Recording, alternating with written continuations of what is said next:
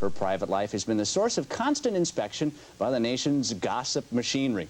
Well, this morning on AM Chicago, the beautiful, the glamorous, and the interesting Jaclyn Smith. Next.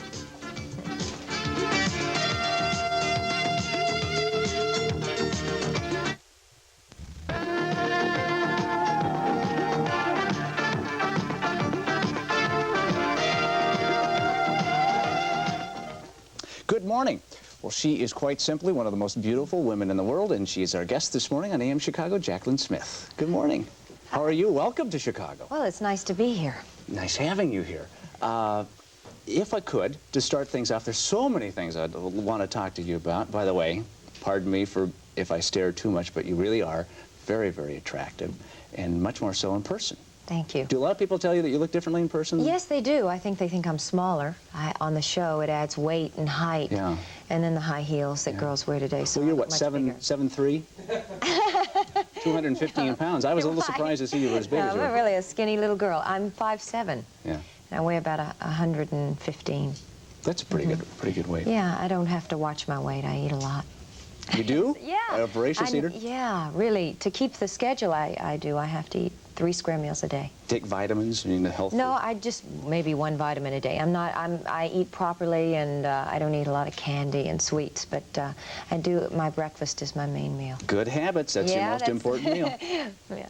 Can we start off today by talking about something that happened last week, and that was the Carol Burnett decision with the National Enquirer, and we saw you on 2020 the other night, and you were commenting about it. First of all, what was your reaction when you heard that Carol had won the case over the National Enquirer? Well, I was very, very happy. I couldn't, you know, you always have doubts maybe that she wouldn't win, so it was really exciting that she did, and good for all of us, because it's, you know, in Hollywood, when you're on a television series, you have to expect a certain amount of scandal and gossip.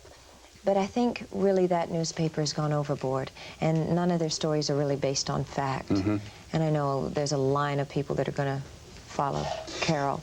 You know, that's just even kind of a sad thing that you said, that when you are successful, that you have to expect so much scandal and that type of material. What's it like when you do pick up something and they've really got the whole thing wrong, and it's just the worst thing that they could ever say about you? How do you react to that? Well, at first, you really don't imagine it until you're involved in something like that. And I guess the first time I picked it up, it's like I'm a typically Southern girl who always tells the truth, and how could they fabricate a whole story that is not based on any fact at all? And it's quite shocking, and you're angry, and you know, reaction is one that you want to tell the world that it's not true. Yeah. Then you get used to it and you expect it. But when it affects other people, you know, if it's just me, but it affects my family and the people in the article, and it's really not fair. It's just, it's not fair to the people, not just me, but the people surrounding me. Yeah, and your family especially. Do you find yourself feeling compelled to immediately call your folks and say, look, this is coming out, be expecting to see this? Yes. See, sometimes I don't know when it is coming out. I would like to warn them, so they will know when they're going to get 20 calls from their friends. And there's always people calling up and saying, is it true? So I guess a lot of people do believe this newspaper. But I think less and less now with the trial and 2020 and people's comments. They realize that you can't believe the rag sheets. I wonder what this is going to do to the normal gossip columnist in the normal paper that we buy every morning. Do you think this puts them on guard too? I think so. I think people have to be more careful when they write something, to check the facts and to maybe ask the person.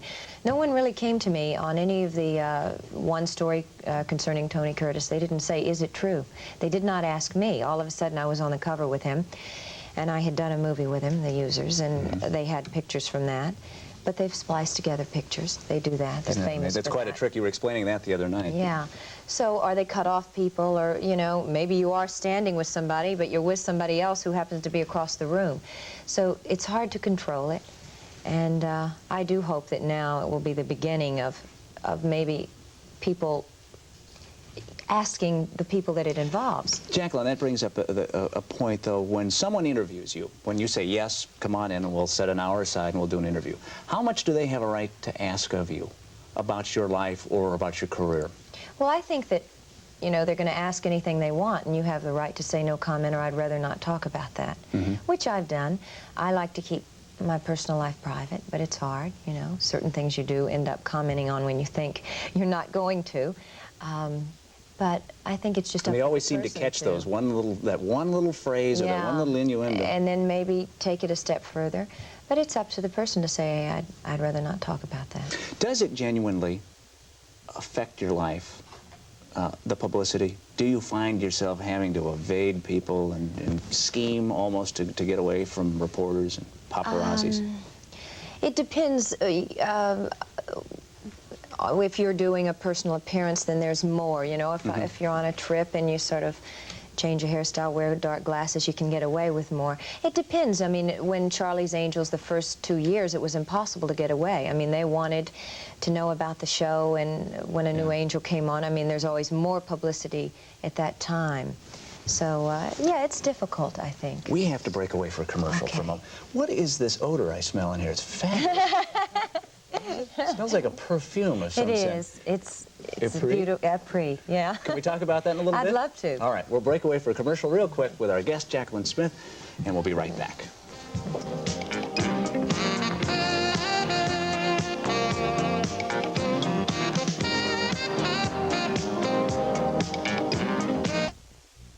So we're back this morning with our guest, Jaclyn Smith, who is in town telling everybody about Epris by Max Factor, which we're going to talk about in a second. Last segment we talked about, you know, an invasion of privacy. And is there one thing that has been said about you that you would love to refute, the most untrue thing that's ever been said about you? Well, I guess basically I've been pretty lucky with the publicity. But recently I have gotten the reputation of a swinging nightlife, and with this man and this man and this man. I mean, people I have not even met. Alex Cord and, like I said, Tony Curtis and numerous men, which probably would like to go unmentioned. Sounds like fun, actually. You know, with my schedule, I really don't have time. I'm very busy, and with the show, I mean, I'm not doing the show now, but it was 5 days from 5 days a week, 5:30 in the morning to 7 at night. I didn't have time for that nightlife and that swinging lifestyle. So I guess that is an image that came from the rag sheets. I don't know if people believe it, but it's not true. Yeah. Unfortunately, I think a lot of people believe a lot of things. That's what makes it so difficult. Until you have a chance to talk and tell them that it's not true. Have you always been this pretty? Were you an early or a late bloomer? Well, I mean, being a Southern girl. I grew up with very pretty girls, so I did not feel like a standout growing up. I was always very tall and skinny, and being a ballet dancer, I was trying to take weight on to gain weight. So no, I guess, you know, I don't really think about that. And I really believe that beauty is in the eyes of the beholder. There's so many pretty girls today. It's a difficult question to answer. To maintain your look, do you have to spend a lot of time, and do you find yourself saying to yourself at times, maybe, I wonder if I'm vain? Oh, boy. I think vanity is not a good quality to have. When I'm not, naturally when you're working, you become more aware of how you look on camera. Yeah. And when you're modeling especially. But when I'm home, no. I mean, I like to be as natural as possible, no makeup, just let my hair go. But on the show, you wear jeans at home and an old sweatshirt? Jeans and no makeup, and just let it be. And that's fun, especially when you've been working all week and concentrated on, and Charlie's Angels was a glamorous show. Yeah. And there's, you know, we made no bones about having pretty clothes and a lot of different hairstyles. So, you know, you want to totally depart from that when you go home. Is beauty ever, for you, or has it ever been, is it more of a blessing, or has it been more of something that has caused a lot of unhappiness? Certainly not a lot of unhappiness, but I really don't think about it. I mean, you know, everybody sees a person in another light. And you know, it's nice when someone says you're very pretty, but I mean, I don't really think about it. Yeah. I've got to ask you this, because if I don't, my staff will kill me. Okay. Beauty secrets. Oh. Just one. Now, Paul Newman, for example, I hear puts his face in cold water every day with ice cubes. Does he? Yeah, it takes all the bags. I'll try it. Gosh. I heard it's great. Of course, you don't need it. You won't have bags for about 60 to 70 more years. Do you do anything specifically? Well, I think it's good to get 8 hours of sleep, which I don't always get. But speaking of cold water, I always wash my face morning and night, as much as I can. And I do it with hot water and then cold water. Soap and water and a moisturizer, and that's You it. use soap on your face? Yeah, I use soap, but a dry skin soap, not a harsh soap. Uh-huh. And I mean, it just feels good. I like hot water on my face and then cold, and that just old-fashioned remedy. Closes yeah. all the pores then. Uh-huh. I'll try the ice cubes. He looks beautiful. We have to use them here in the morning every now and then. Get rid of a little puffiness. Well, early hours. Are there women that you admire that you think are beautiful? Yeah, quite a few. Who would be maybe the top 2 or 3? Personalities? Yeah. Maybe, let me think, Princess Grace, Audrey Hepburn, Elizabeth Taylor. Some of the ones that are infinitely beautiful forever. Forever. They just, their beauty gets better and better and better. Mm-hmm. Do you ever worry about aging? Oh, well, no, I really don't. I mean, you set goals for yourself, and maybe that you think, well, I wanted to have children by a certain age. Maybe that's a worry. You know, but as far as aging physically, no. No, I think if you surround yourself with people that love you, then they love you, no matter what. Are you going to have kids someday? I hope so. I hope so. I mean, I will have them, adopt them, whatever. I love kids. How many do you want? I'd like 3, 4, 5. I mean, I'm not particular at this. I'm getting a late start, so I mean, to have 2 and adopt 2 would be wonderful. I love kids. I will be a good mother. There's a lot of moms saying right now, she just said 3, 4, 5. There's a big difference between 3 and 5. Yeah, there is, but you know, I love kids, and I've worked with kids a lot. I taught the Head Start children, and you know, I work with some now in Los Angeles. Yeah, even though the time is short. Yeah, on the weekends I teach ballet occasionally to a couple of kids. You have a good 5th position? Great turnout, yeah. Do you really? We'll have to tell Maria Tallchief about that. She's probably watching right now. I think hers is better. We've got to do this again. We'll break away. For a commercial, we'll be right back with Jaclyn Smith. Maria.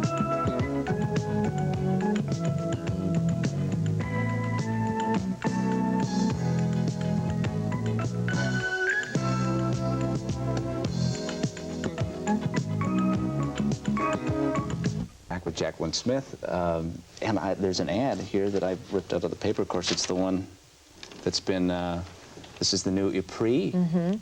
Part of the art of being a woman is knowing when not to be too much of a lady. Shame on you. Yeah, that's pretty provocative. Good advice. What's that mean? I think you know. Cop out. You're in the perfume business right now. Right, and that's why I'm here. What's the name of the product and who makes it? The name of the product is Epris, and it's by Max Factor. And I'm very excited about it because I got to be involved in the scent, the design of the bottle, the top. The bottles are quite beautiful. They're really designed after the Georgian sterling silver topped bottles. Is that really sterling silver on the top of the bottle? Well, no, but it's designed after those, the old ones, the antique ones. And the bottle's fluted. It's quite pretty. So you get to pick that, and the scent, and which is a difficult... which is a floral scent. It is. What's the base? What's the flower base? It's an oriental blend of quite a few spices and different flowers. That's quite a task. And as I understand it, when you pick a scent, there is no other scent like it. They keep all the scents in the world cataloged. It takes months and months and months, a lot of time, Yeah. and a lot of effort goes into it. But I was involved in the concept of the commercial, which is different for me because I'm always in front of the camera. And now, what do you mean you were involved in the concept? You sat with the advertising people and said, this is what I well, want they to do? presented several things to me, and we all worked together. It's not like I want that without, you know, considering their wishes. And Max Factor had a certain image, and certain things had been tested before we did the commercial. So, but I did get to be involved in the design and what I was going to wear. And have you had a lot of people approach you to endorse their particular product? Yes, quite a few since Charlie's Angels, really. Then how did you decide on this product, or how do you decide on any product? Well, I think the quality behind it And I think when I met with the Max Factor people, everybody was so concerned in the design, and not just you know, the commercial, but every area. I mean, the scent. I mean, everybody put time into their area. And I had worked for Max Factor before, and the association was terrific. And so I was excited to go back and work for them again. Now, you have done commercials before, and when you were doing Charlie's Angels. In fact, were you doing Wella commercials before you got in with Angels? Yes. Trying to think just a chronology. No, it was Breck. Breck, and then I that's went to Wella, and that was right after the first season of Charlie's, or right during the first season I did Wella. Is there ever concern when you do commercials that it may indeed affect somehow your acting career?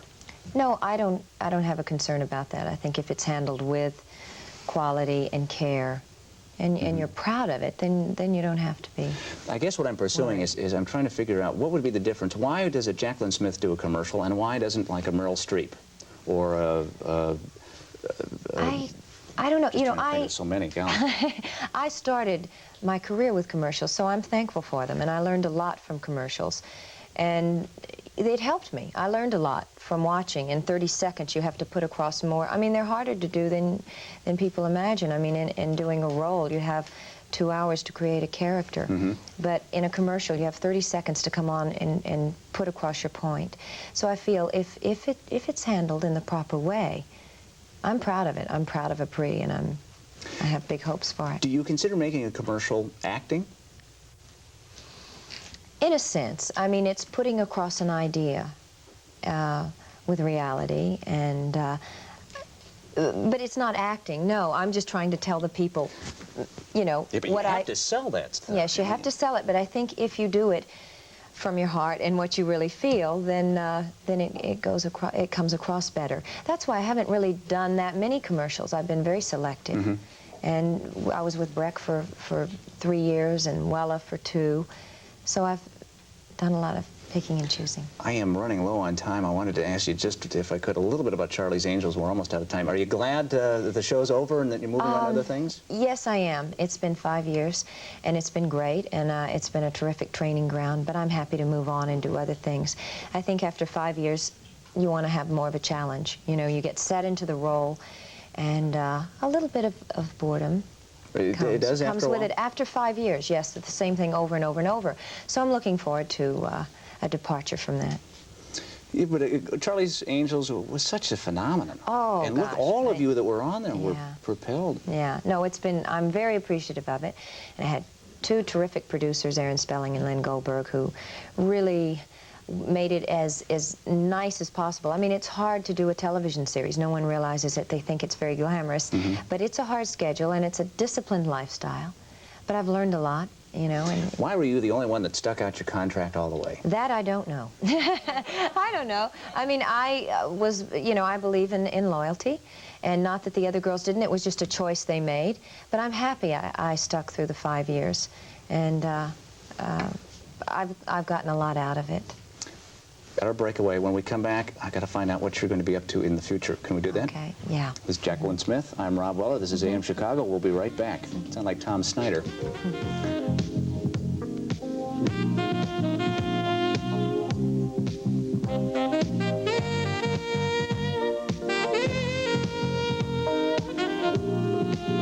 Jaclyn Smith. Any time with Jaclyn Smith. Any regrets about doing Charlie's Angels? None. None at all. It's been great and nice to do a show that was successful and that reached a lot of people, a wide age range, kids to older people. It's terrific. I love meeting the people. 10 years from now, close your eyes and think ahead. What is Jaclyn Smith going to be doing? Describe Jaclyn Smith in 10 years. Well, I hope I have a lot of children. And, really? You really want to be a mom. And, you know, I just do go day by day. But I hope I'm able to maintain a career and a family life. Do you think you can do both? I think so. Yeah, that's pretty tough, you know. It is hard. It is hard. But I think doing a series is harder than maybe doing a movie a year or a movie for television a year, and then the continual. What's going to make you such a good mom? Okay. Loving them, listening to them, enjoying them. Just my mother enjoyed me, you know. I was a friend as well as a child, you know. She just loved being around me. What are we going to see in the next year or so? Well, I don't know. I'm reading a lot of screenplays right now. Good. I still have the Gene Tierney story, which I'm thinking about. I have not made my decision. Within the next month, I will. Good. Thank you very much for coming to Chicago, for being with us on AM Chicago. Thank you. We enjoyed it. And Carson's was nice enough to allow you to come terrific. in. Yeah. Had a Epris good time. by Max Factor. Smells absolutely great. Yeah. And the top is not real sterling silver, but it looks just like it. And Jaclyn helped design it. Thank you. Jaclyn Smith, thank you very much. Thank you. And thank you for joining us. We'll see you tomorrow on AM Chicago. Bye-bye.